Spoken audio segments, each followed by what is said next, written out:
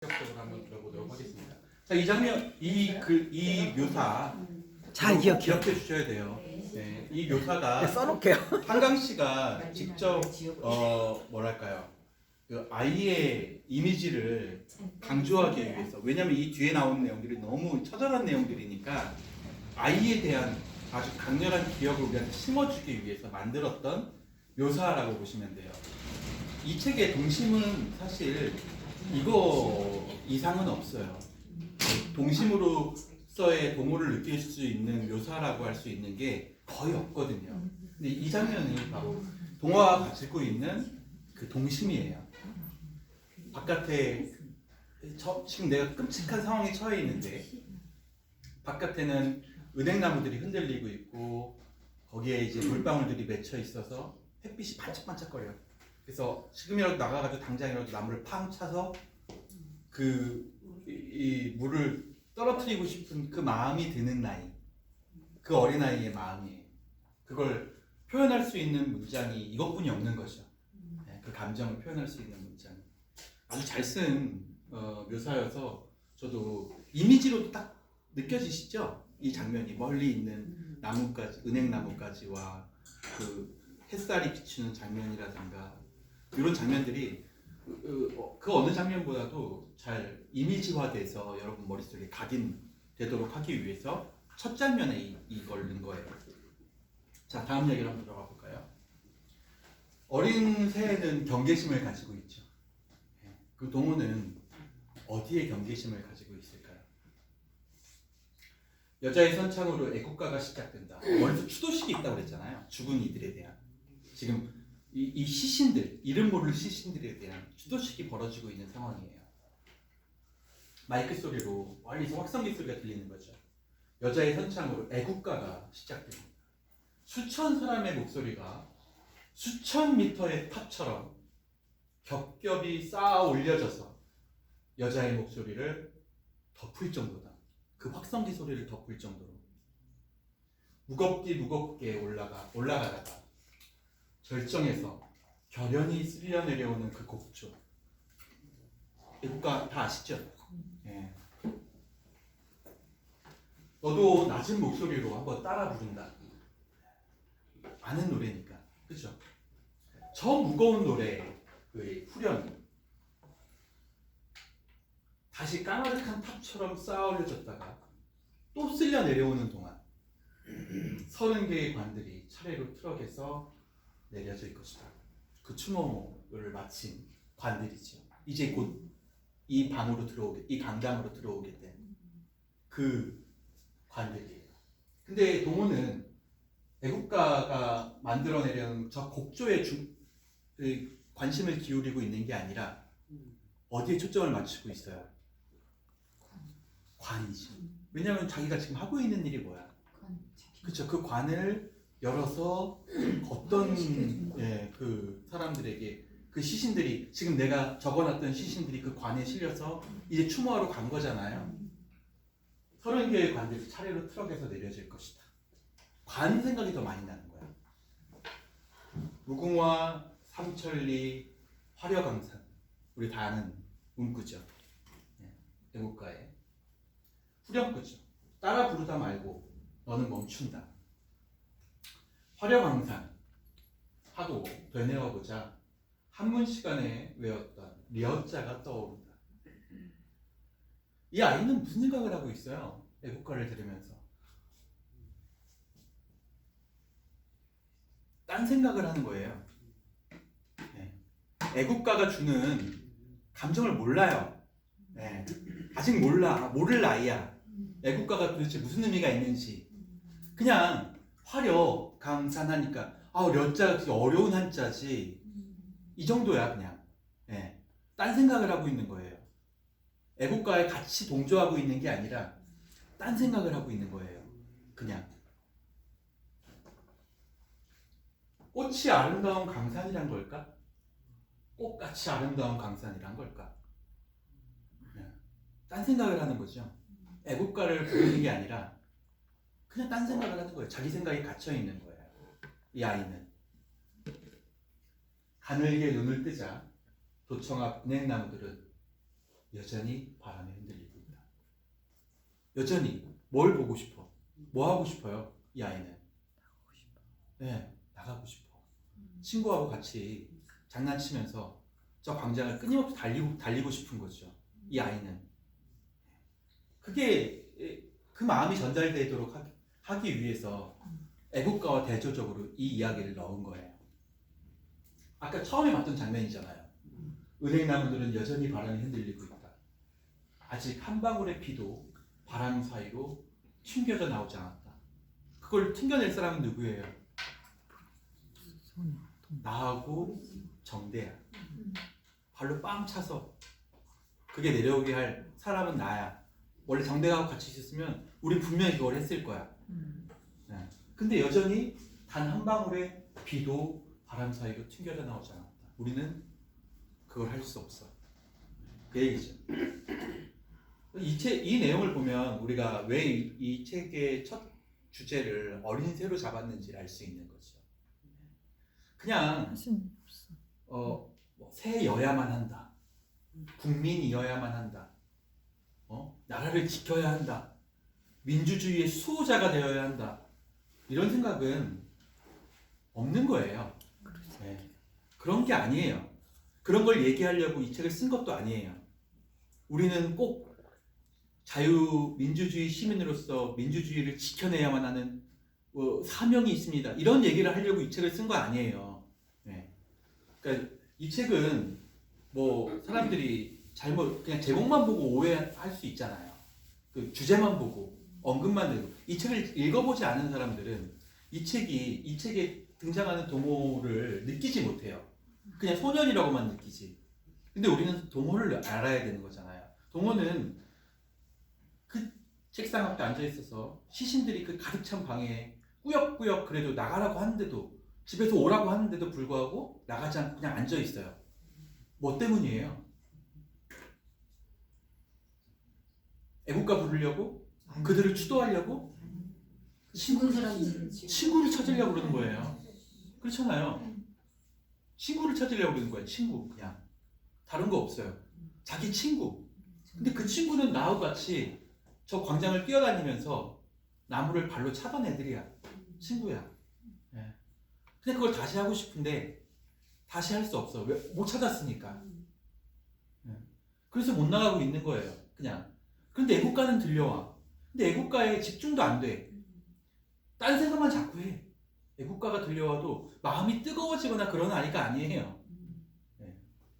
이 책은 실제로 이제 그 한강 씨가 쓰실 때 인터뷰를 했잖아요. 원래 실존 인물이 있어요. 문제학 열사라고 당시에 16살이었고 막내 시민군으로 이렇게 일컬어지는 분입니다. 실제 그 당시에 그 강당 안에 교청 안에 이제 그 독일 기자 노엄 뭐 한 그분이 계세요. 네. 그분이 직접 이 문제학 열사의 시신 사진을 찍어요.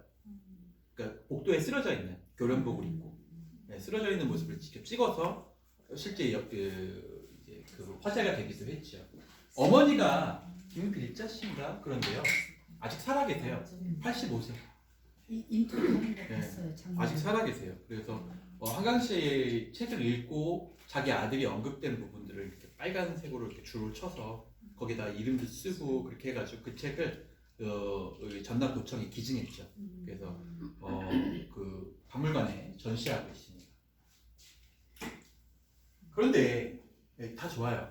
그런데 당연히 기억해야 되고 우리가 해야 될 역사죠. 근데 이 책에서 한강 씨가 이 제학이라는 실존 인물 동호라고 이제 여기서 읽혔는데 이 동호의 마음을 자기는 들여다본 적은 없죠. 그렇기 때문에 그냥 증언하듯이 자기가 이 동호가 되어서 내가 16살 때 그 나이쯤에 동호가 되어서 한번 생각해 본 거죠. 그 시신이 가득 찬 5월의 강당에 그 엄청난 냄새 속에서 이 아이에게 눈에 들어온 것, 은행나무와 반짝이는 햇살, 빗방울 이런 것들이에요. 당장이라도 뛰쳐나가고 싶은데 이 아이를 뭔가가 잡고 있어. 그건 애국가도 아니에요.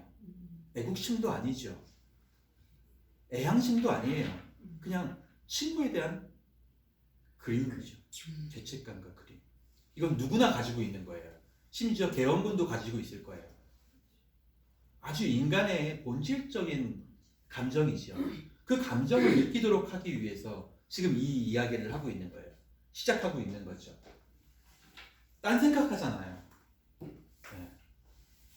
애국가 부를 때 려자가 얼마나 어려운 한자인데. 응? 화려강산은 화려해서 강산인가? 아름답기 때문에 화려강산인가? 이런 이상한 생각 같은 거를 그냥 막 하는 아이들이죠. 생각대로, 나오는 생각대로 그냥 하는 아이들. 그런데도 불구하고 그 자리에 박차가 일어나지 않죠. 또 아리랑이 들려옵니다. 즉 애국가를 계속 부르다가 이제 아리랑을 부릅시다 라고 얘기해요. 아리랑도 마찬가지죠. 민족의 애환을 담고 있다. 대표적인 곡이죠. 네. 근데 아이는 몰라요. 그게 왜 아름다운지, 그게 어떤 애환인지도 모르죠. 애국가가 끝났는데도 아직 관이 정리되지 않았나 보다. 그냥 부를 노래가 없어서 부르나 보다. 애국가가 끝났는데 관이 아직 정리가 되지 않았어요. 그래서 마이크를 쥔 여자가 이번엔 아리랑을 부르자고 한다. 다음 노래를 또 부르나 보다. 시간을 때우기 위해서. 이들은 정수리까지 완전히 흰 누명천으로 덮어놓고 젊은 여자나 아이를 찾는 사람들에게만 잠깐씩 얼굴을 보여주고 있다. 이게 동호가 하는 일이에요. 앉아가지고. 자기는 이미 다 한 번 확인했어. 그래서 정대가 없다는 걸 알아요.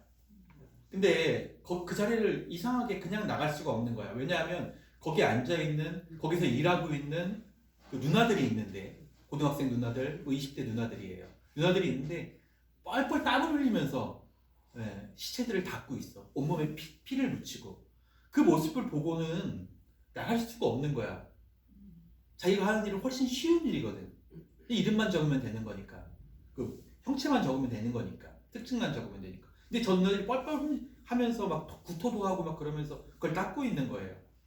이 아이는 애국시 때문에 그 자리에 앉아 있는 거예요. 시민으로서 앉아 있는 거예요. 그 누나들이 그렇게 일하는데 내가 차마 그 마다할 수 없어서 일을 좀 도와줘야겠다 라고 생각하고 있는 거죠. 그냥 모습이 너무 잔인하기 때문이다. 그 중에서도 맨 끝 모서리에 있는 사람의 상태가 가장 나쁘다.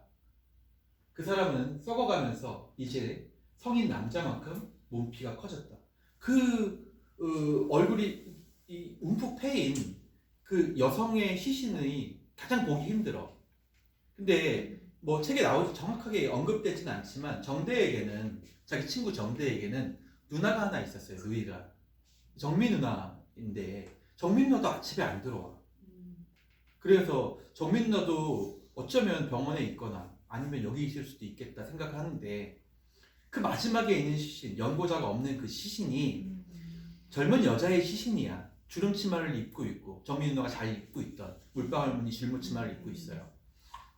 흔하니까 정미 누나라고 확정할 수가 없어. 근데 이미 다 부풀어 버려가지고 누군지 확인할 수도 없는 거야. 근데 그걸 이 친구가 보기가 되게 힘들어해. 다른 그건 볼 수 있는데 자꾸 누나가 떠오르는 거죠. 자기 근처에 있는 사람, 정대, 정미, 그리고 자기 옆에서 열심히 일하고 있는 누나들, 땀 흘리면서 일하고 있는, 이것 때문에 안 나가고 있는 거예요. 애국가 때문에 안 나가고 있는 게 아니고, 아리랑 때문에 안 나가고 있는 게 아니고, 뭐 자기가 애국심 때문에 안 나가고 있는 것도 아니에요. 그냥 뭐예요? 주변 사람들이 열심히 일하고 힘든 상황이니까 같이 돕자. 어린아이가 할 수 있는 일이죠. 뭐 어린아이들을 키워보셔서 다 아시잖아요. 설거지하고 있으면 옆에 와가지고 엄마 뭐해? 내가 도와줄까? 이게 어린아이들의 마음이에요.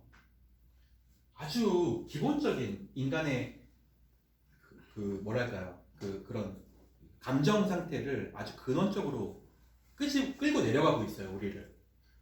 그냥 5.18 하면 우리 머릿속에 떠오르는 이미지들이 있잖아요.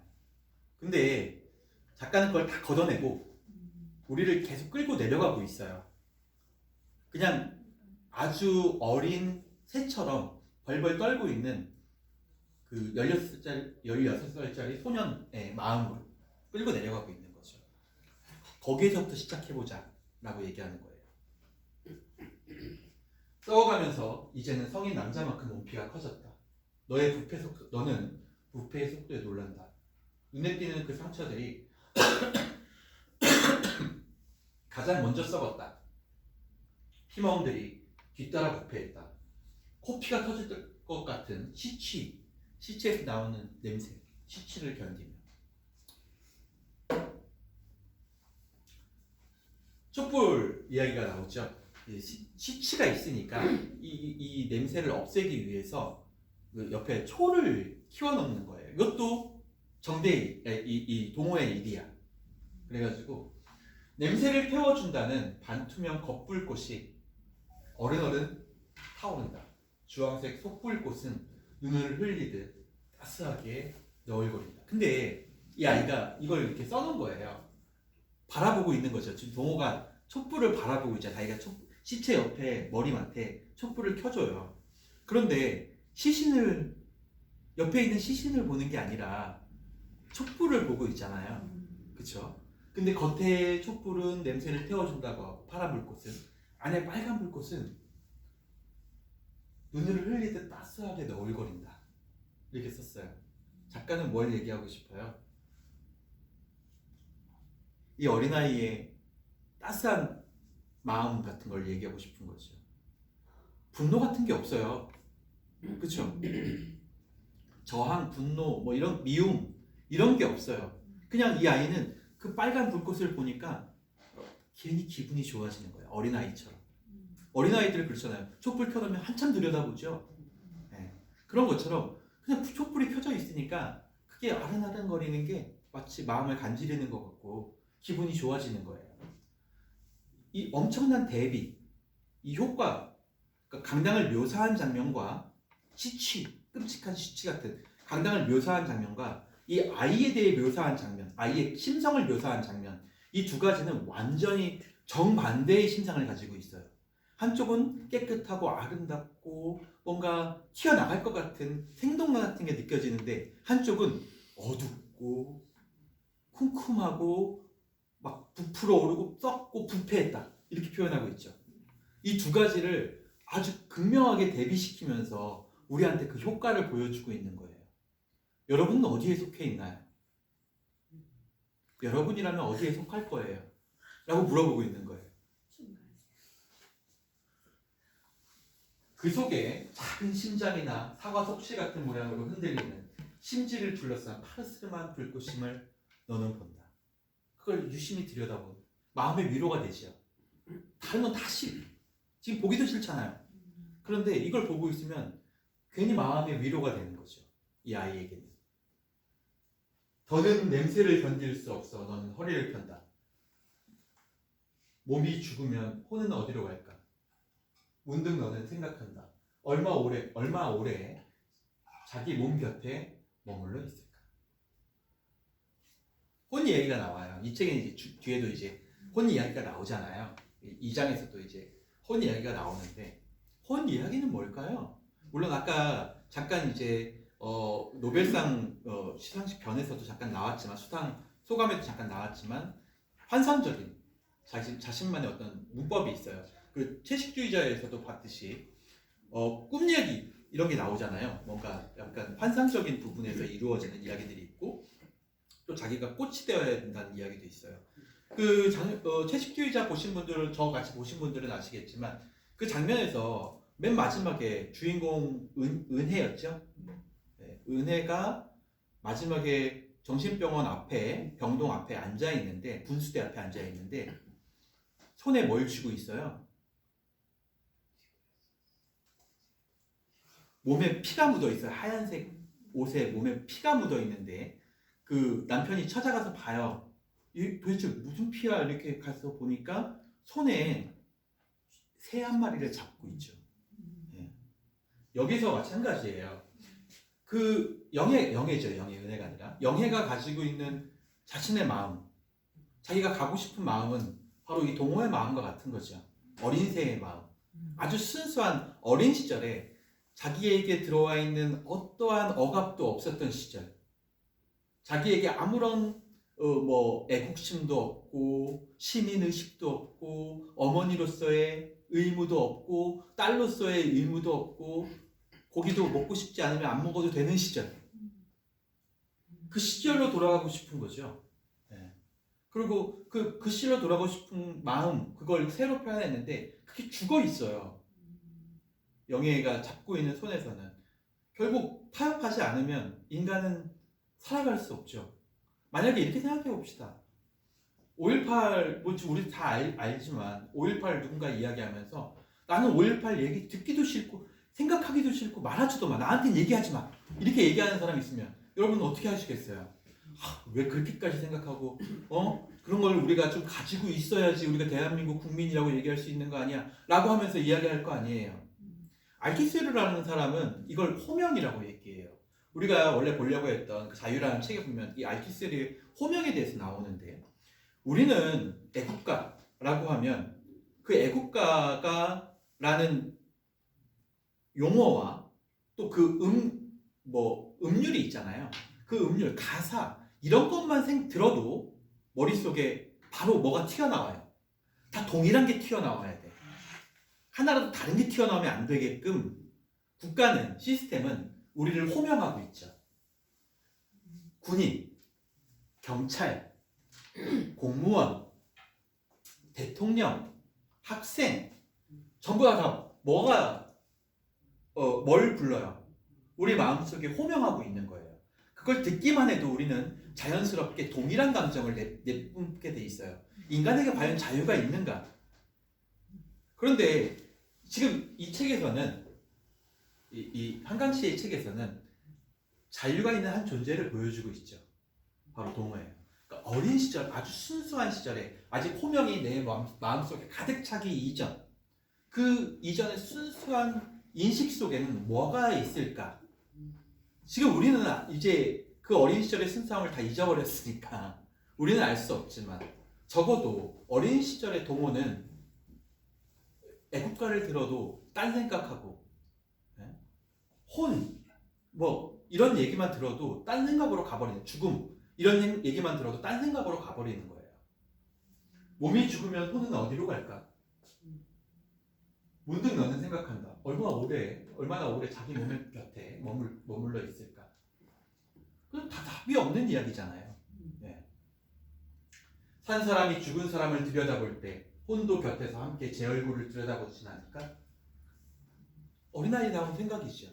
혼이 옆에 있으면 자기 몸을 볼 거 아니야. 들여다보고 있을까? 그럼 내가 보고 있는 동안 내 옆에 혼도 있었을까? 어린아이니까 이런 생각을 하는 거예요. 혼들은 어디에도 없다. 다시 이제 현실로 돌아오는 거죠. 혼들은 어디에도 없다. 뭐가 있어요, 현실에는? 침묵하며 누워있는 사람들과 지독한 시치뿐이다. 이 아이가 점점 뭐가 돼요? 자신의 순수함을 잃어가면서 점차 시민군의 모습을 갖춰나가고 있죠. 내가 보고 있는 것, 현실로 돌아오는 거예요. 자꾸 마음속으로는 자꾸 딴 생각이 드는데 겉으로 표현할 수는 없어. 그걸. 왜냐하면 옆에서 너무 열심히 일하고 있어, 그런 사람들이. 그러니까 그걸 불쑥 이야기하고 싶기도 한데 그걸 꺼내놓으면 내가 이상하게 취급될까봐 꺼내놓지 못해. 두려워서. 그래서 그냥 멀리서 보이는 그 창문 밖으로 보이는 은행나무 같은 거 이런 것만 훔쳐볼 뿐이야. 열심히 다들 일하고 있으니까. 눈치 보면서. 그게 바로 어린새죠. 어린새는 곧 어미새가 돼야 돼요. 그렇잖아요? 근데 어린새가 어미새가 되는 과정에 뭐가 필요해요? 교육이 필요한 거죠. 그 학습은 그러면 우리가 자유롭게 받아들일 수 있는 거예요? 그렇지 않아요. 일방적으로 이루어지죠.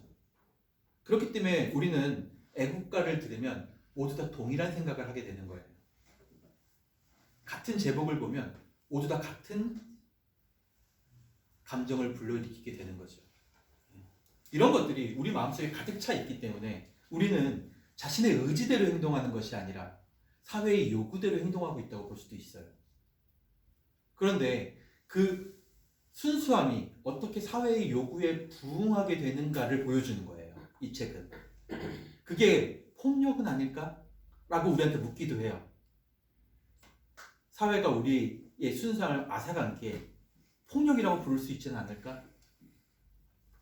나와 나의 일에 대해서 얘기합니다.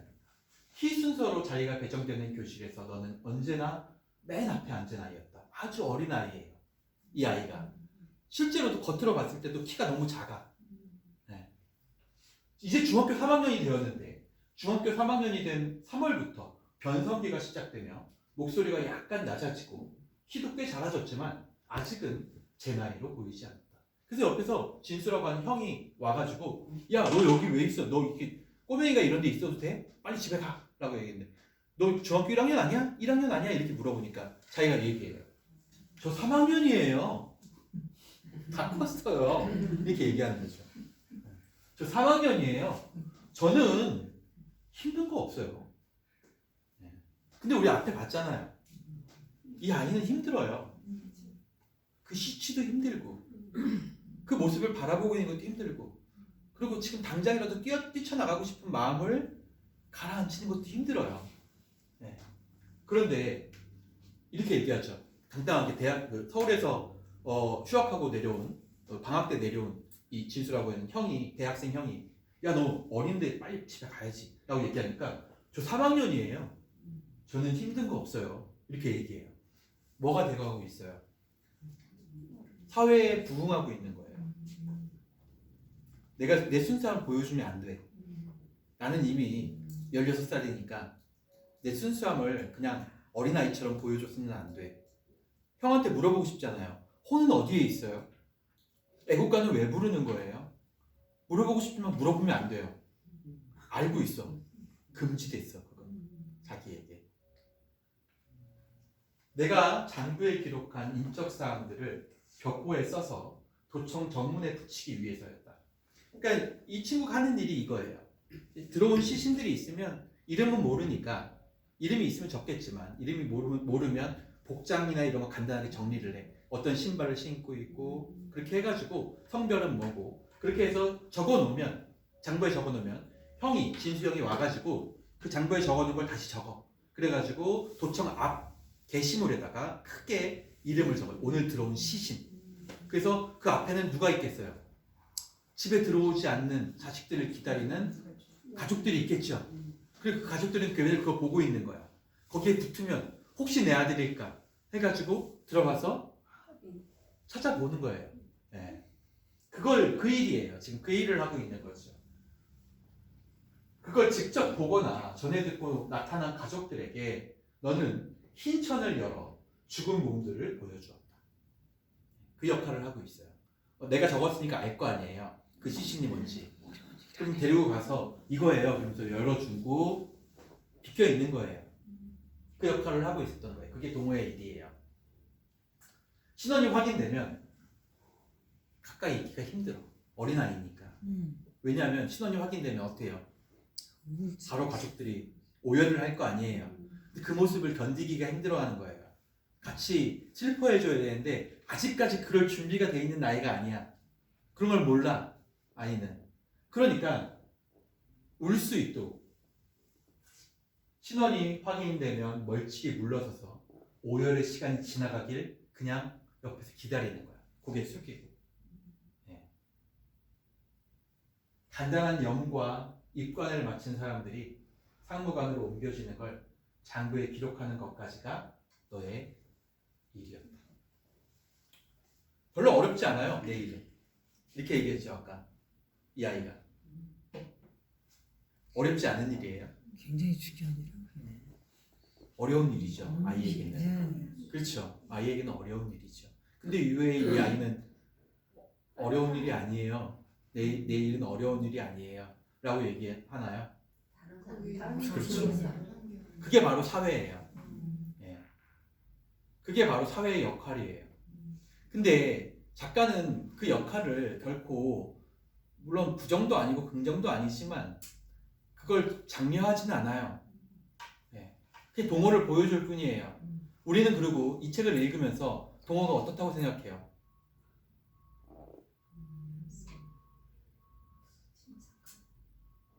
안쓰럽다고 생각하는 거죠. 네, 그냥 안쓰러운 거예요. 그 마음은 동호가 이 일을 하지 않았으면 좋겠다라는 마음하고 똑같아요. 그렇지 않아요? 우리가 굳이 속일 필요 없잖아요. 여기 뭐 있는 사람들끼리. 자기 자식이 가서 저런 일을 하고 있다고 하면 지금 당장이라도 가서 데리고 올 거 아니에요. 예. 그 일이 민족을 위한 일이고 국가를 위한 일이고 뭐 자유를 위한 일이라고 그 거창한 맹세를 거기다가 붙일 여유가 없죠. 예. 그게 진실이에요. 그게 진실이야.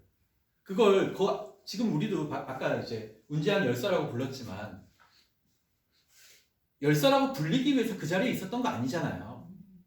그걸 원해서 그 자리에 있었던 것도 아니에요. 그 마음이 어떨지 몰라 우리는.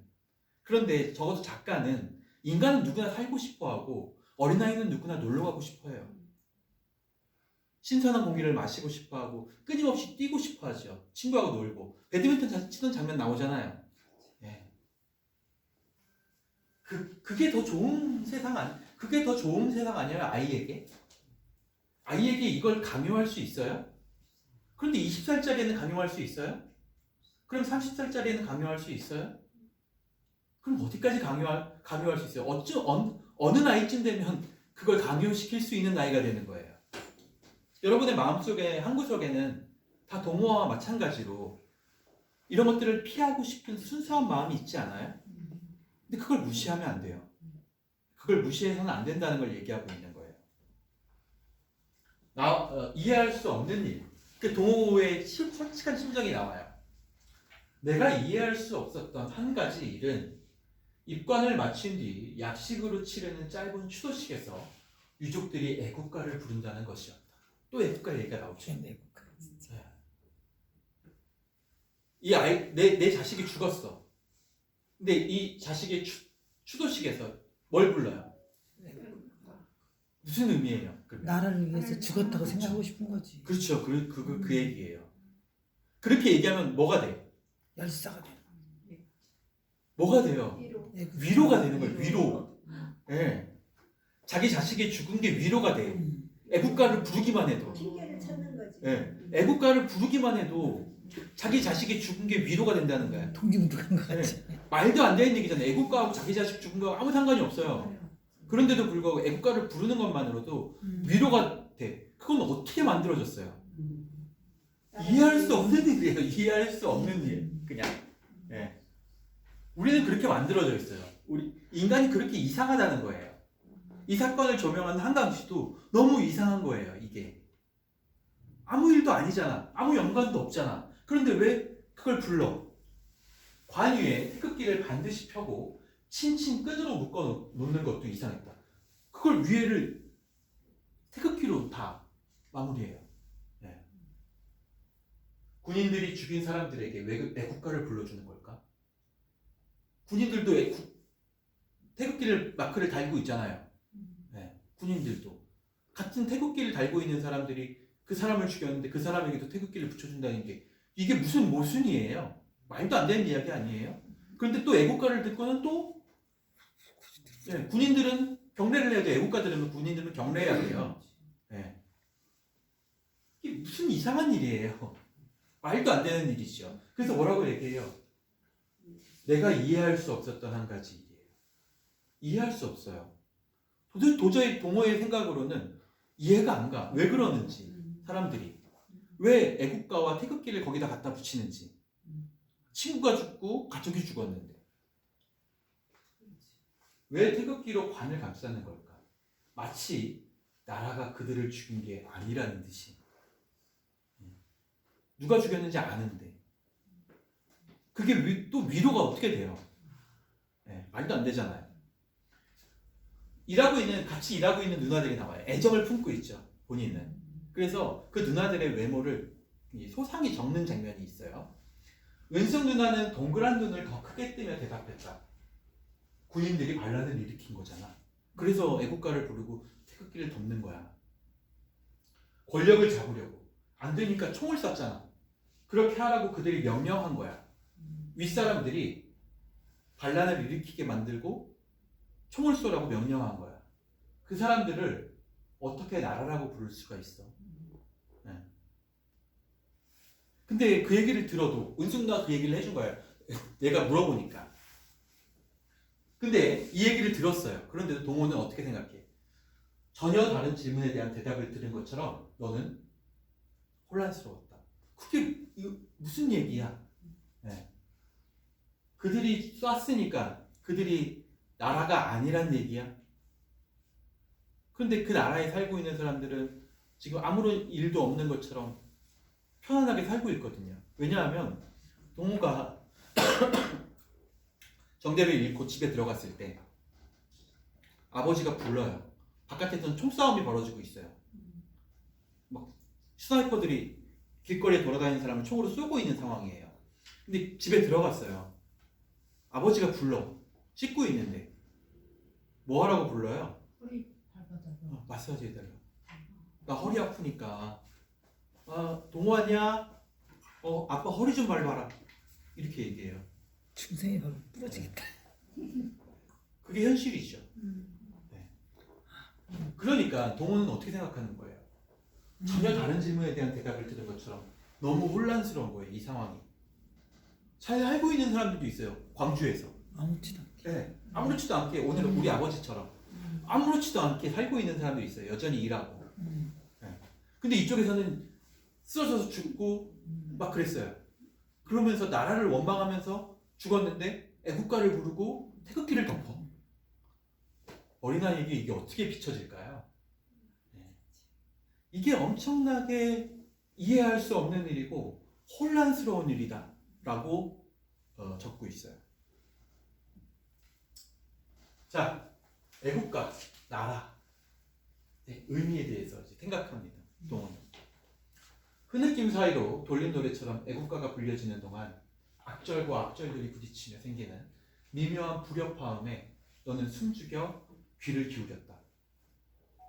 그렇게 하면 나라라는 게 무엇인지 이해해낼 수 있을 것처럼 애국가에 집중해보면, 애국가의 의미에 집중해보면, 애국가의 음률에 집중해보면 나라라는 게 어떤 의미인지 이해될 수 있을까?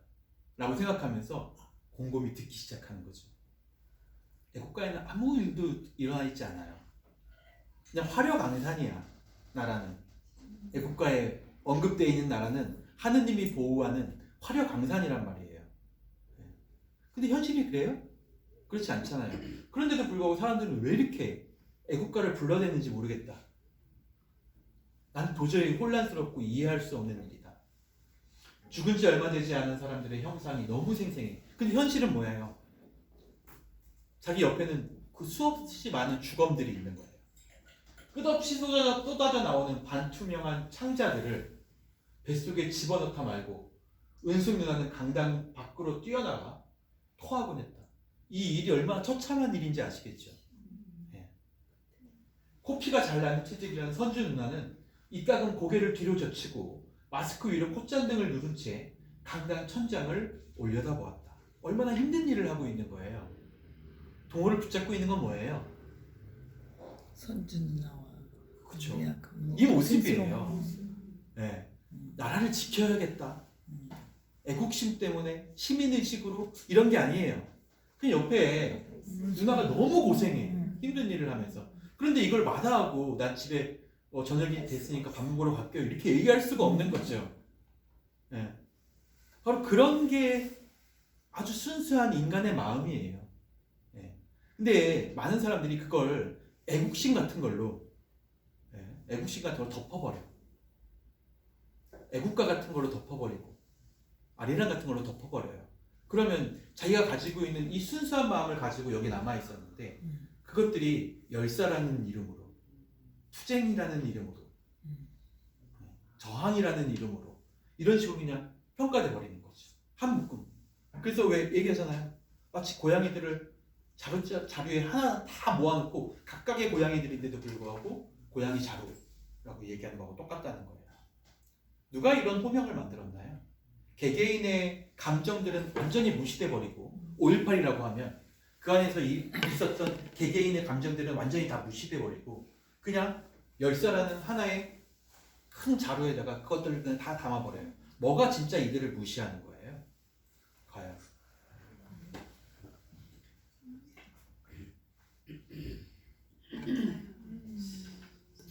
이게 5월 26일 날 찍은 사진이에요. 상무관의 모습입니다. 보시면 아시겠지만 이렇게 태극기로 관들을 다 덮어놨죠. 여기 보시면 여기 콜라병이 하나 있어요. 관 위에 콜라병. 이 콜라병은 양초를 꽂아놓기 위해서 만들어 놓은 동호가 했던 얘기죠.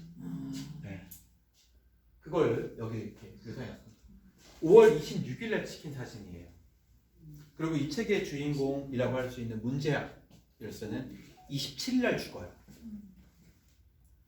이 상무관에 군인들이 들어와서 여기 있던 사람들 다 죽여요. 네. 다음 날이에요, 바로 이 사진 찍히고. 네, 계엄군이 들어온 날이 상무관에. 이 사진은 너무 평온하게 추도식을 하고 있는 사진이에요. 그런데도 그 전날. 그리고 이 다음 날 동호가 죽었다고 볼 수 있죠. 동호가 왜 아까 얘기한 것처럼 왜 혼란스러워하고 이해할 수 없다고 얘기했는지를 우리는 먼저 떠올려야 돼요. 이 장면을 보면서 다 국가가 한 일이야 라고 생각하기보다는 누군가 여기다가 양초를 펴놨고 누군가 여기에다가 콜라병을 갖다 놨고 누군가 칭칭 끈으로 감아놓고 태극기를 덮어놨어. 그 누군가가 있었다는 사실이 더 중요하죠. 네. 내일 아침 새 관들이 합동분향소가 있는 상무관으로 들어왔다. 큰 병원에서 치료받다 숨진 사람들의 것이었다. 다음 이야기로 넘어가도록 하죠. 공포. 저들이 시키는 대로 무조건 무기를 돌려주고 항복할 수는 없습니다. 밖에서 들려오는 소리예요. 추모식에서 나오는 소리죠. 누군가 어떤 대학생이 칸칸한 목소리로 얘기하는 거예요. 확성기가 되고. 저들이 시키는 대로 무조건 무기를 돌려주고 항복할 수는 없습니다. 5.18이 있고 난 다음에 벌써 열흘이 지났어요. 열흘 가까이. 근데 이때 열흘이 지나고 난 다음에 지속적으로 계엄군 측에서는 더 이상 기다릴 수 없다. 다 전남도청에서 다 퇴거해라. 그 다음에 군인이 들어갈 거다. 만약에 남아있다면 그때는 군인들의 저항을 받을 것이다. 라는 것을 이미 경고했어요. 경고하고 난 다음이에요. 저들이 시키는 대로 무조건 무기를 돌려주고 항복할 수는 없습니다. 저들이 먼저 우리 시민들의 시신을 돌려줘야 합니다. 왜냐하면 그날 그 광장에서 쓰러졌던 사람들을 전부 다 시신을 트럭에 싣고 가버리거든요. 그리고 그 행방이 여전히 오리무중이야. 지금까지. 네. 그래서 사람들이 알 수 없이 그 시신을 먼저 돌려달라. 그럼 우리가 추도식을 한 다음에 우리가 철거하든지 하겠다, 항복하든지 하겠다 라고 했는데 시신을 돌려주지 않아요. 왜냐면 시신을 돌려주면 자기들이 발포한 게 사실이 돼버리니까 사람들을 죽였다는 게. 그래서 그 시신들을 다 그냥 매장해버려요. 저들이 먼저 우리 시민들의 시신을 돌려줘야 합니다. 그래서 이렇게 얘기하고 있는 거예요. 그게 증거니까. 끌고 간 시민 수백 명도 풀어줘야 합니다. 실제로 이제 형무소에 다 갇혀 있었잖아요. 구치소에 갇혀 있었잖아요. 그 구치소 주변에 최근에 보신 분들은 아시겠지만 그 구치소 주변에서 엄청난 양의 시신이 발견돼요. 네. 근데 그 시신이 5.18 때 죽은 시신이 아니고 4.3 사건 때 그 제주도에 데리고 와서 지금 4.3 사건 때 제주도에 교도소가 없으니까 육지로 다 각각 분산시켰는데 그 시신이 맞아요. 일부 섞여. 그러니까 그게 그 주변에 전부 다 시신밭이야. 실제로. 근데 5.18 때는 별로 나오지 않았다고 하더라고요. 뭐 이렇게 보면 끌고 간 시민 수백 명도 풀어줘야 합니다. 그 구치소에 수백 명이 감금되어 있다는 사실을 알려주죠. 무엇보다 여기서 일어난 일들의 진상을 전국에 밝혀서 우리의 명예를 회복시킨다는 약속을 받아내야 합니다. 그때 사람들이 막 박수치면서 외쳐요. 근데 외치면서 박수치는 사람들의 소리가 부쩍 작아졌다고 너는 느낀다. 추도식이 계속 있었잖아요. 그 똑같은 얘기가 계속 나왔는데 동호가 이렇게 멀리서 듣고 있는 거잖아요. 자기가 있는 강당에서. 그런데 처음에는 엄청난 많은 소리가 들렸었는데 그런 이야기가 나오면 사람들이 점점 줄어들고 있다는 의미예요. 그러니까 동조하는 사람들이 점점 줄어들고 있다. 몇 명 남지 않은 거야. 얼마 남지 않은 거야. 원래 처음부터 많은 사람들이 죽으니까. 무서워서 도망간 거예요. 시민군에서. 그래서 이렇게 얘기한 거죠. 소리가 부쩍 작아졌다고 너는 느낀다. 군인들이 철수한 다음 날 열린 집회를 너는 기억한다. 수십만의 사람들이 어마어마한 물결처럼 출렁거렸다. 그때는 마치 이길 것처럼, 우리가 이길 수 있다는 것처럼 사람들이 생각해서 엄청나게 많은 인구가 거기에 모였었다는 거예요.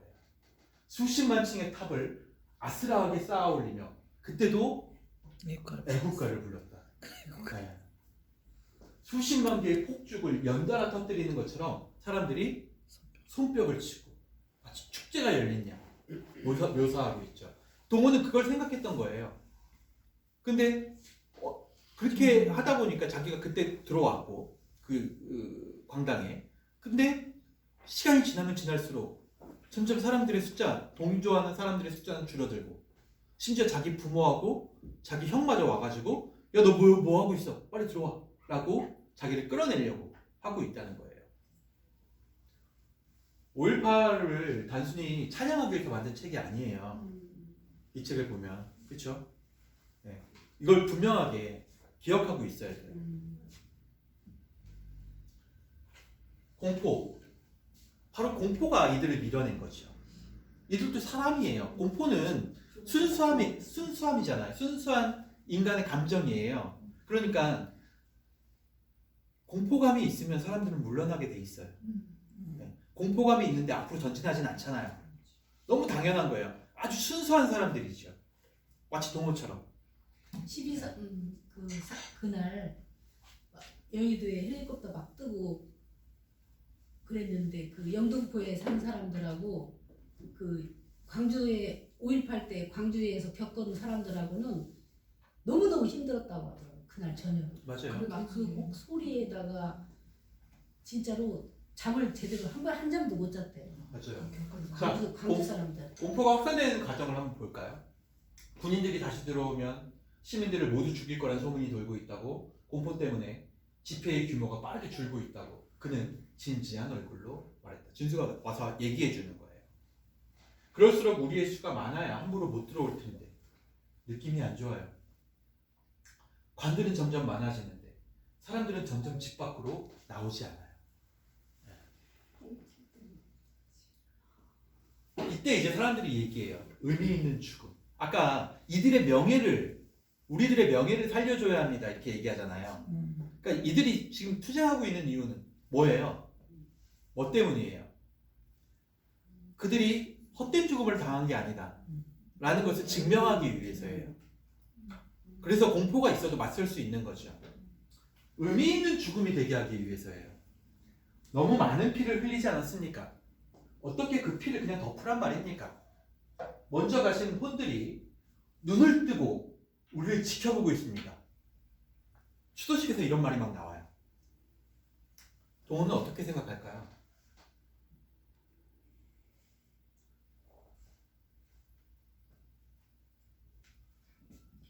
혼한테는 몸이 없는데 어떻게 눈을 뜨고 우리를 지켜볼까? 이 생각을 해요. 그 얘기를 들으면서. 의미 있는 죽음에 대해서 얘기하고 명예로운 죽음에 대해서 사람들이 막 얘기하고 있는데 그 얘기를 들으면서 동호는 무슨 생각을 해요? 혼은 눈이 없는데, 몸이 없고 몸이 없다는 얘기는 눈이 없다는 얘기인데 어떻게 눈을 뜨고 우리를 지켜봐? 딴 생각을 하고 있는 거죠. 산소 마스크를 쓴 채 눈을 감고 있던 외할머니의 얼굴에서 예전에 봤던 죽음의 장면이 떠오르는 거예요. 자기 외할머니가 죽을 때, 임종할 때 동호가 엄마와 같이 그 자리를 지켜요. 근데 외할머니가 죽을 때 어떻게 죽었는가? 산소 마스크를 쓴 채 눈을 감고 있던 외할머니의 얼굴에서 새 같은 무언가가 문득 빠져나갔다. 순식간에 주검이 된 주름진 얼굴을 보며 그 어린 새 같은 것이 어디로 가버렸는지 몰라 나는 멍하게 서 있었다. 그러니까 죽기 전과 죽음 이후에 사람의 모습이 완전 다르잖아요.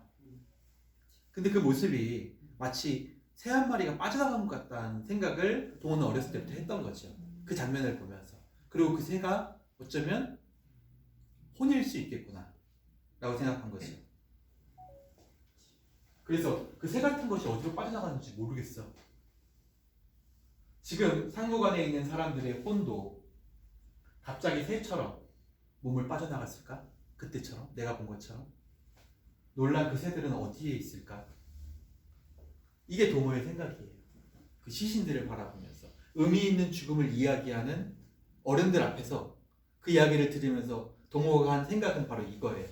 나는 죽음을 본 적이 있는데 여기 있는 사람도 외할머니가 죽을 때처럼 다 그런 모습으로 죽었을까? 이 사진, 이 그림은 유명한 그림인데 조바니 데 메디치의 초상화입니다. 이 어린 조바니 데 메디치는 굉장히 우리가 잘 알고 있는 메디치 가문의 후손이죠. 태어나자마자 찍은, 태어나고 2년 뒤에 찍은 사진이니까 3년 된 거죠. 아니올로 브론치노라고 하는 이탈리아 작가가 그린 그림입니다. 1545년이에요. 제가 알기로는 1543년에 태어났어요. 그러니까 불과 한 3살 정도 된 모습이라고 볼 수 있어요. 이 친구가 뭐 친구는 아니니까. 근데 어쨌든 이 친구가 얼마나 대단한 분인지 아세요? 얼마나 대단한 사람인지. 17살에 네, 동호와 비슷한 나이 17살에 추기경이 돼요. 돈으로 밀어붙였나? 권력이 있으면 그 권력을 표현한 그림이에요. 아이가 손에 뭘 쥐고 있어요? 네, 방울쇠를 쥐고 있죠. 순환이에요, 순환. 근데 아마 원래 방울쇠는 예수의 순환을 의미하죠. 왜 예수의 순환을 의미하냐면 예수가 죽을 때 십자가에 못 박혀서 죽을 때 가시관을 쓰거든요.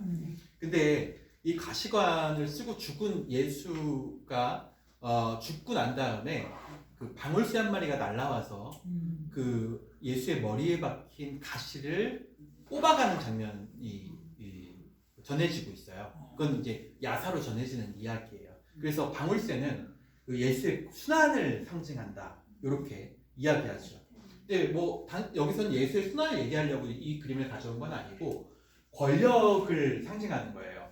당시에 메디치가 때문에 생긴 용어가 있죠. 나는 새도 떨어뜨린다. 나는 새도 네, 나는 새도 떨어뜨리는 권력을 가지고 있다. 당시에 새를 손으로 움켜잡고 있다. 그것도 아주 갓 태어난 어린아이가 이미 손에 새를 쥐고 있다는 것. 이건 엄청난 권력을 앞으로 가지게 될 거다라는 것을 상징적으로 보여줘요. 얘기는 엄청 잘. 아놀로 브론치노는 대부분의 사람들의 얼굴을 무표정으로 그리기로 유명한 작가인데 이 아이의 얼굴만큼은 네, 순수하게 그렸죠. 포동포동 순수하게 그렸잖아요. 그렇죠. 인간은 기본적으로 저는 이렇게 생각해요. 인간은 기본적으로 이 순수함을 가지고 있는 인간은 자유를 기반으로 해서 자신의 순수함을 확인할 수 있다. 그러니까 내가 아무렇지도 않게 원할 때 나가서 밖을 뛰어다닐 수 있고 친구와 만나서 놀 수 있고 원할 때 아무 때나 부모를 부를 수 있고 부모 품에 안길 수도 있고 그런 자유가 있잖아요. 아이에게는. 아이들은 특별하게 제재받지도 않죠. 예전에 뭐 아이들이 뭐 미니스커트 입은 여성들의 다리를 만진다고 해서 미니스커트 입은 여성들이 아이들을 추행으로 고소하진 않잖아요. 때려주지. 네. 그냥 귀엽게 그냥 보일 뿐이죠. 그렇죠. 그게 바로 아이들의 순수함이에요. 근데 그 순수함이 뭘로 증명이 돼요? 이 아이가 자유롭게 행동할 수 있다는 걸로 증명이 돼요. 자, 동호는 자유롭게 행동할 수 있는 아이였나요? 아마 5.18 이전에는 너무나 자유로운 아이였을 거예요. 네. 아무데나 돌아다니고 친구하고 매일같이 재밌는 이야기하고 좋아하는 누나 몰래 훔쳐보고 뭐 이런 것들이 동호의 자유죠. 네. 그게 순수함이에요. 그런데 5.18이라고 하는 하나의 사건 때문에 그 아이는 자유롭지 못하게 돼버린 거죠. 네. 순수함을 잃어버린 거죠. 그래서 이 책의 첫 제목은 어린 새인 거예요. 그 순수함을 잃어버리고 마치 주검처럼, 심지어 주검처럼 생각해요. 왜냐하면 그 새를 한강 씨는 혼에 비유하고 있잖아요. 그러니까 이 아이에게서 그 혼이 빠져나가 버린 거야. 마치 그 안에 있는 어린아이 동호는 죽어버린 아이인 거죠. 아이가 죽어버린 거예요. 그러니까 이제 어른이 돼버린 거죠. 그래서 마음대로 행동할 수가 없어. 그래서 뭘 얘기할 때도 조심스럽고 자기 옆에서 뻘뻘 땀 흘리면서 일하고 있는 누나들을 보면 마음이 아파서 뭐 집에 간다는 얘기도 못해. 가고 싶어도 냄새 난다는 얘기도 못해. 심지어 자유를 잃어버린 거죠. 그리고 그 자유를 되찾아야 하는 게 인간의 사명이에요. 순수함으로 돌아가는 어린 새 이야기가 나옵니다. 검고 우묵해진 그녀의 눈원자리를 유심히 보다 너는 생각한다. 사람이 죽으면 빠져나가는 어린 새는 아까 외할머니한테 봤던 살았을 때 몸 어디에 있는 걸까? 과연 어디에 있어요? 여러분의 혼이 어디에 있어요? 없어요. 나는 정신이 자유에 있는 거예요. 자유. 여러분이 자유로울 수 있다면 여러분 살아있는 거죠. 자유롭지. 네. 사람이 죽으면 빠져나가는 어린 새는 살았을 때 몸 어디에 있을까? 몸 전체에 있죠. 그 몸 전체가 자유롭게 움직일 때 살아있는 거예요. 찌푸린 저 미간에 후광처럼 정수리 뒤에 아니면 심장 어디께나 있을까? 없어요. 동호는 이미 빼앗겼죠. 동호에게서는 이미 어린 새가 날아가 버렸어요. 저기 멀리 은행나무에 앉아 있어요. 오늘 남는 사람들은 정말 다 죽어요. 그런 얘기가 돌고 있어. 왜냐면 내일 이제 계엄군이 들어오니까. 묻지 않고 너는 망설인다. 자유가 없어. 그런 것도 못 물어봐. 네. 죽을 것 같으면 도청을 비우고 다 같이 피해버리면 되잖아요. 여기까지 말이 나와. 그런데 왜 누군 가고 누군 남아요? 여기까지 목소리 나오는데 못 물어봐요. 묻지 않고 망설여. 일하고 있는 사람들 때문에. 이 아이는 이미 그 순수함의 자유를 이미 떠나보낸 거예요. 근데 언제 떠났을까요? 언제 떠났어요? 죽었어. 정대가 죽었을 때. 친구 정대가 죽었을 때. 죽는 모습을 봤을 때. 또 그 죽는 모습을 보고도 내가 아무것도 할 수 없었을 때. 없다고 느꼈을 때 자유를 처음 빼앗긴 거예요. 이 아이는. 폭력에 의해서. 군인들이 무섭지. 죽은 사람들이 뭐가 무섭다고. 자기가 생각하는 얘기예요. 군인들이 무서운 거지. 죽은 사람들은 죽었으니까 안 무서워. 차라리. 작전 날짜만 보고 있는 거야. 여기 있다간 죽어. 너 빨리 가. 라고 이제 옆에 지수형이 서울에서 온 대학생 지수형이 얘기해요. 정대 얘기가 나옵니다. 드디어. 정대는 그 첫날 계엄군이 처음 발포하게 된 날 그때 광장에 같이 있었어요. 역전에서 총을 맞은 두 남자의 시신이 리어카에 실려 시위대의 면 앞에서 행진했던 날 항거하면서 군인들이 죽였다라는 걸 보여준 거죠. 중절모를 쓴 노인부터 12살의 아이들, 색색의 양산을 쓴 여자들까지 인산인해를 이뤘던 저 광장에서 마지막으로 정대를 본 건 동네 사람이 아니라 바로 동호 너였다. 모습만 본 게 아니라 옆구리에 총을 맞는 것까지 봤다. 실제로 옆구리에 총을 맞은 건 누구예요? 정대. 박재양 열사예요. 네, 실제 이 책의 주인공인 그 박재양 열사가 문재양 열사가 죽은 사진에 보면 옆구리에 총을 맞고 죽어요. 근데 여기서는 이제 정대로 이야기를 한 거죠. 옆구리에 총을 맞는 것까지. 정대와 너는 처음부터 손을 맞잡고 선두의 열기 쪽으로 나아가고 있었다. 중3이. 왜 그랬을까요? 분위기? 뭐 사람들이 그렇게 하니까 네. 다들 같이 가자라고 막 독려하면서 사람들이 얘기하니까 거기에 따라 나선 거예요. 그냥 그 어린 마음에 그렇죠. 그때부터 이미 이 친구는 자기 자유가 없이 행동하기 시작하는 거죠. 사람들의 애국가에, 사람들의 아리랑에 반응하기 시작하는 거예요.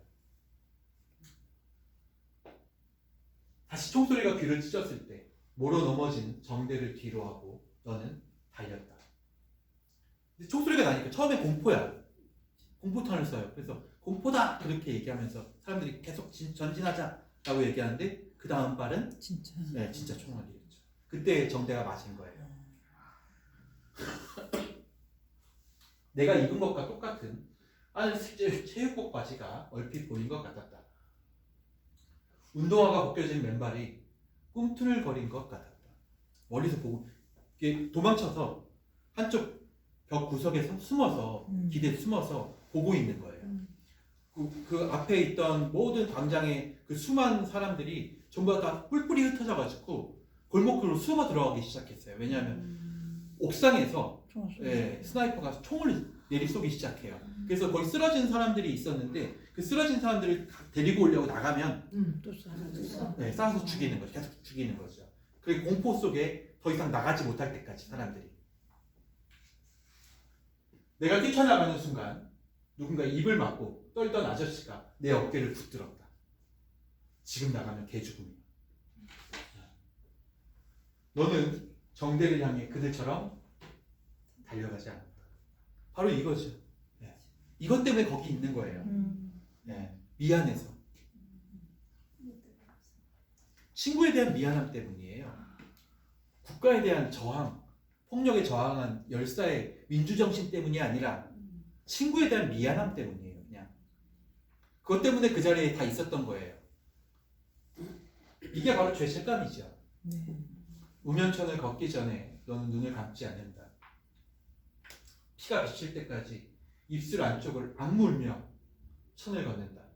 걷은 다음에도 천천히 다시 덮으면서도 눈을 감지 않는다. 계속 부정해. 맞아, 정대는 죽은 거 아니야. 정대는 살아있어. 계속 들어오는 시신마다 확인해요. 혹시 정대인가? 정대는 안 죽었어. 계속 그때마다 달아났을 거다 라고 이를 악물며 너는 생각한다. 근데 자기는 봤잖아요. 그렇죠?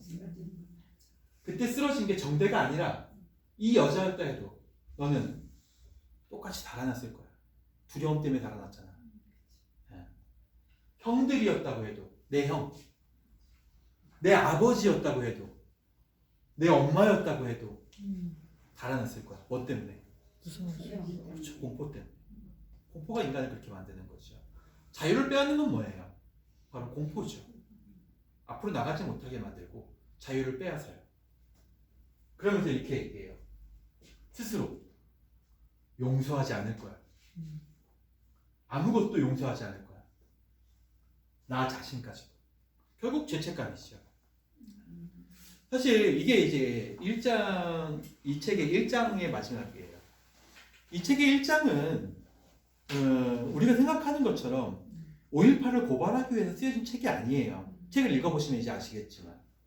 그래서 이 책을 읽을 때 여러분이, 제가 오늘 1장만 한 이유는 이 책을 읽을 때 여러분이 주의하셔야 될 내용들이 들어가 있기 때문에 그래요. 이 책은 아까 얘기한 것처럼 인간의 순수함, 공포를 느끼는 순수함, 아이의 동심, 사랑, 이런 순수함이라는 감정이 인간의 근본에 있다는 사실을 무시하지 않아요. 우리가 그걸 열사 이렇게 해버리면 그걸 무시하게 돼버리는 거예요. 개개인은 아주 순수한 사람들이에요. 그래서 누가 때리려고 그러면 눈을 감고 질끈 감고 머리를 숙이죠. 네. 그게 인간의 본성이에요. 그 인간의 본성을 마치 없는 것처럼 사람들이 포장해서 애국가를 부르면 없던 용기도 생겨나는 것처럼 꾸며내죠.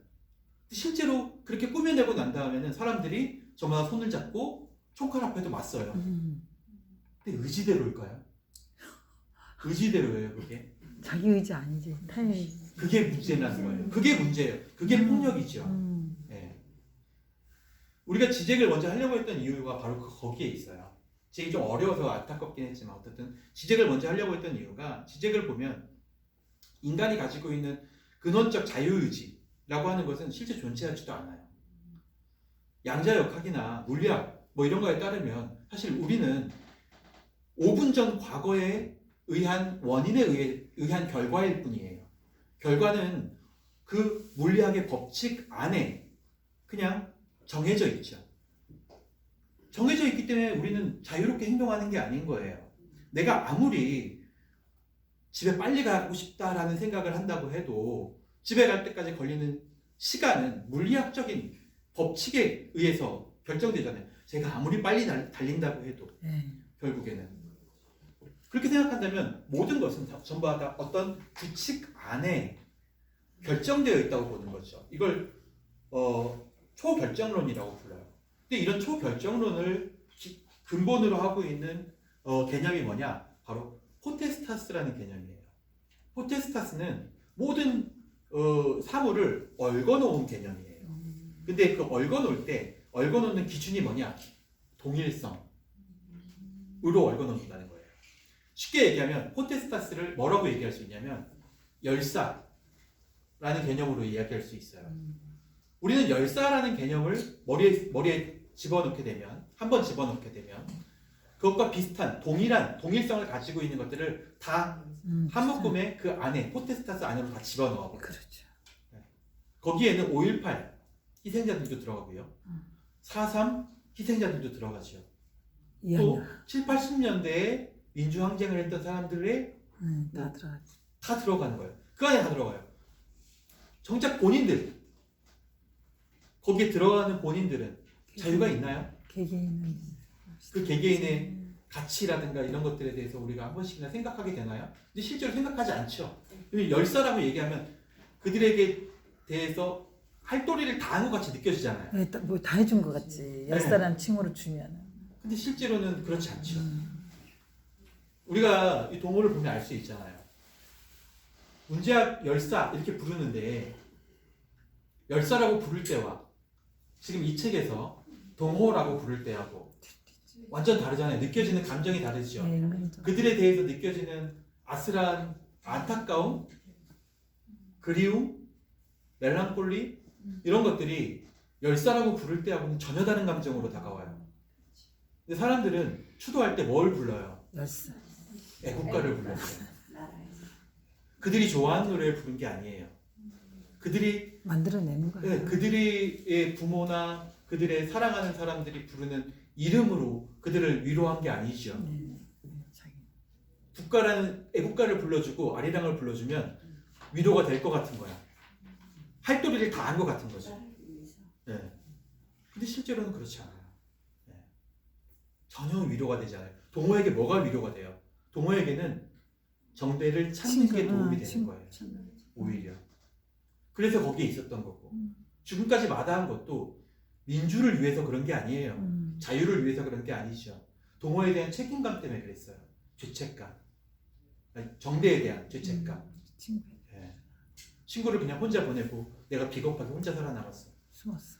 이런 생각 때문에 못 가고 있었던 것이 뭐 자유를 수호하기 위한 열사로서 이 자리에 있었던 건 아니죠. 도청에 그 사람들은 다 죽을 줄 알면서도 나오지 왜 거기서 다 죽어. 속상하게. 아까 얘기했잖아요. 의미 있는 죽음. 속상해. 그렇죠. 의미 있는 죽음. 아유, 명예로운 의미 있는 죽음이 뭐라고. 그렇게 생각하잖아요, 우리는. 그런데 만약에 여러분이 그 현장에 있으면 네, 못 현장에 나가는 있으면 거야. 안 그렇다는 거예요. 현장에 그리고 있으면 그 애국가를 듣고 그 아리랑을 듣고 으쌰 이렇게 되는 그러면 거지. 예전에 서울대에서 아유, 그 이렇게 민주화 시위할 때 못 나가게 돼. 네, 서울대에서 이제 나오는데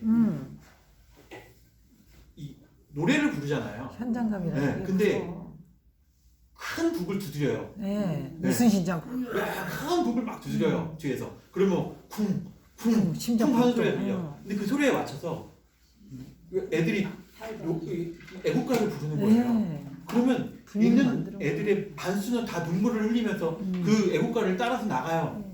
옆에 보고 있던 아이들도 합류해. 네, 그냥 합류해요. 그냥 자기도 모르게. 자기 의지가 그래서 아니라. 따라 나가요. 거기에 무슨 일인지도 모르면서 따라 나가요. 이걸 그냥 단순히 군중심리라고 할 것인가? 그렇지 않죠. 분위기 만들어. 군중심리라고 하면 사람만 모이면 따라가게 돼요. 근데 애국가를 부르잖아요. 애국가 때문에 따라 나가는 거잖아요. 만들어 그렇죠? 주는 거지 그런 거.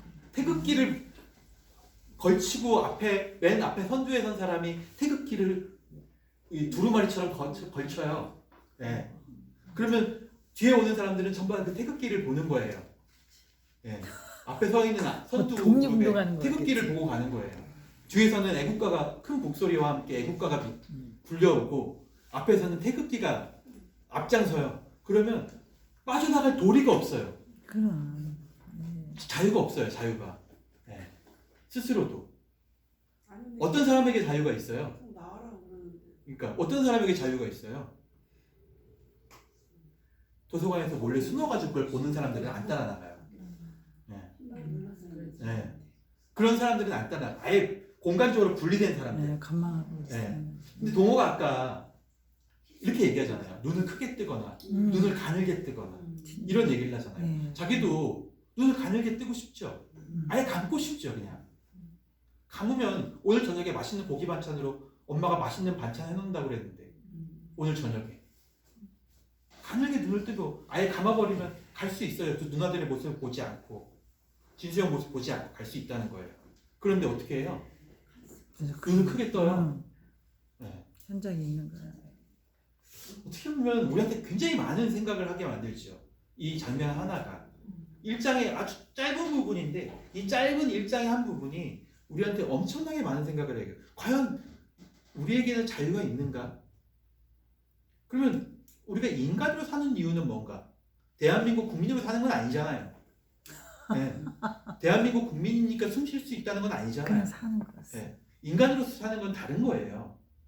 인간으로서 사는 건 도대체 뭘까? 당연히 생각할 수밖에 없죠. 사랑하는 사람과 같이 배드민턴 치고 좋아하는 사람들의 얼굴을 흘끼듣기 쳐다보고 마음을 고백하려고 몇 번 시도하고 실패하고 또 낭망하고 또 시도하고 이런 게 인생이에요. 그렇잖아요. 우리가 생각할 때 사람의 인생이라는 것.